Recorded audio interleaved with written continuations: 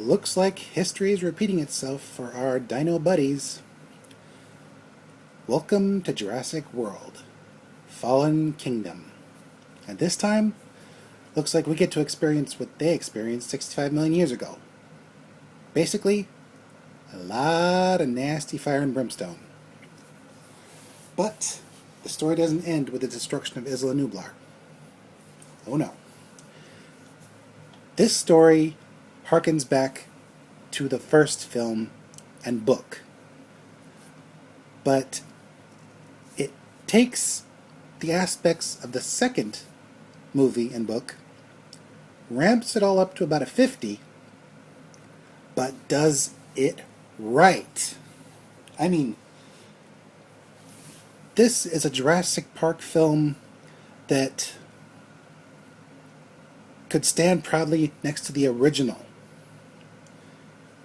It has everything: comedy, drama, horror, action, pathos. I mean, there are scenes that are totally tear-jerking. I mean, if you saw the first film, you're going to get choked up at times. I'm not going to spoil it, but let's just say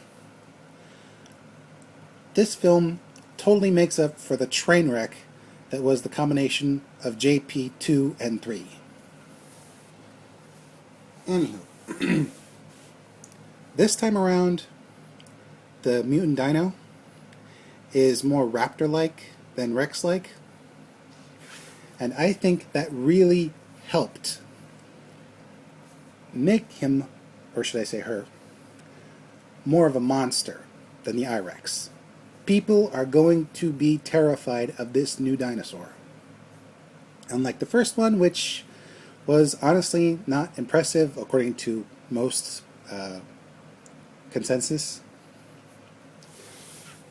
Meanwhile, the actors, Bryce Howard, Chris Pratt, they have far more chemistry this time around. Howard's character feels less like a character, more like a person. Pratt's character, well, he's still a Pratt.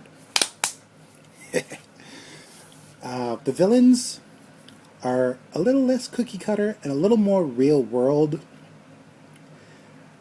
This one character felt kind of like Trump, and one of his co-workers felt like, again, Trump. But not only Trump, but in the form of those big game hunters you see plastered all over Facebook. Yeah. The side characters were all entertaining for various reasons. They sort of weave in and out of the plot and through it. But I don't want to go too much into detail because that would be spoiler territory. The only reason I mentioned the new dino monster is because it was in the trailer.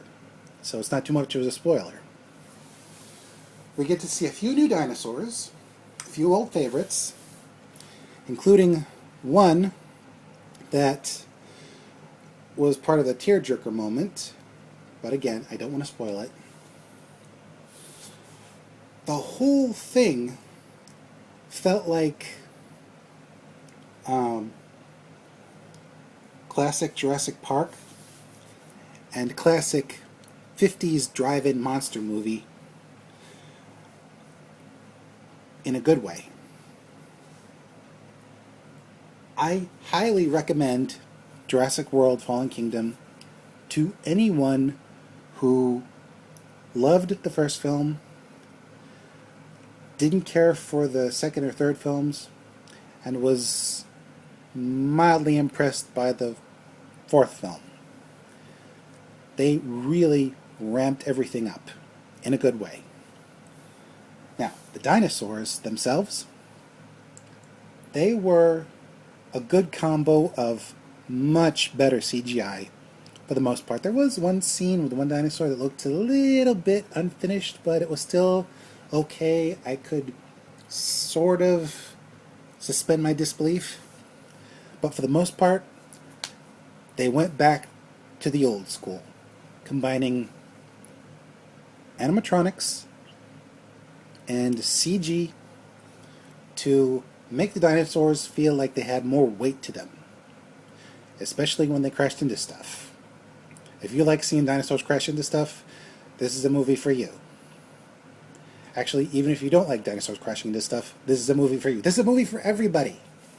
And there were some scenes that might have been a little intense for kids, but like little kids. I mean, I was in the theater with some, I would say, mid to high level grade kids behind me, and they were loving it. They weren't upset by anything. But definitely little kids might want to wait a few years before they see it. Anywho, I can barely describe this film. You just have to see it for yourself. It's definitely taking the Jurassic Park / World franchise in a new, good direction. If they make more films like this, I will be very happy. But if this was the final look at Jurassic World, I think they ended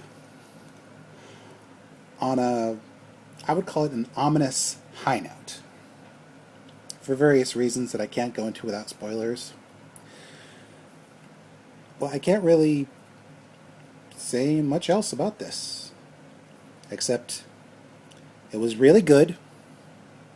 I'm glad they made it. I'm glad I saw it. And long live the MUTHALOVIN T-Rex and Blue.